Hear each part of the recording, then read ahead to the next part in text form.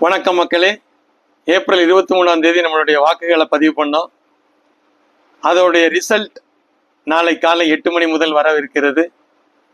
அதற்காக ஒவ்வொருவரும் ஆவலோடு எதிர்பார்த்து கொண்டிருக்கிறது. நம்மளுடைய தமிழக மக்கள் அனைவரும் எதிர்பார்த்து கொண்டிருக்கிறார்கள். அதைவிட ஒருபடி மேல் சொல்ல போனால் இந்தியாவே தமிழ்நாடு ரிசல்ட்டை பார்த்து கொண்டிருக்கிறது. ஏனென்றால் இங்கு நடக்கிற போட்டி நம்மளுடைய விஜய் அண்ணன் களத்தில் இருக்கிறார். அதுதான் அதற்கு முக்கிய காரணம்.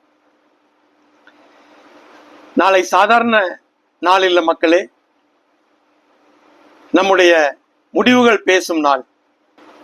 நாம் போட்ட ஒவ்வொரு ஓட்டும் நம்மளுடைய எதிர்காலத்தை எழுதப் போகும் நாள். பல நாட்களாக காத்திருந்த தருணம் நாளை நிறைவேறப் போகிறது. இது வெறும் ஓட்டு எண்ணிக்கை அல்ல, இது மக்கள் மனது என்ன சொல்கிறது என்பதற்கான பதில் நாளை தெரியும். நாளை வருகிற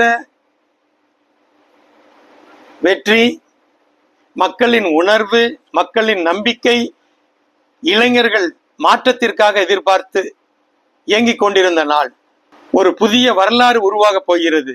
நாம் ஒரு புதிய வரலாறு தொடங்குவதற்காக காத்து கொண்டிருக்கிறோம். மக்களின் தீர்ப்பு என்னவென்று நாளை தெரியும்.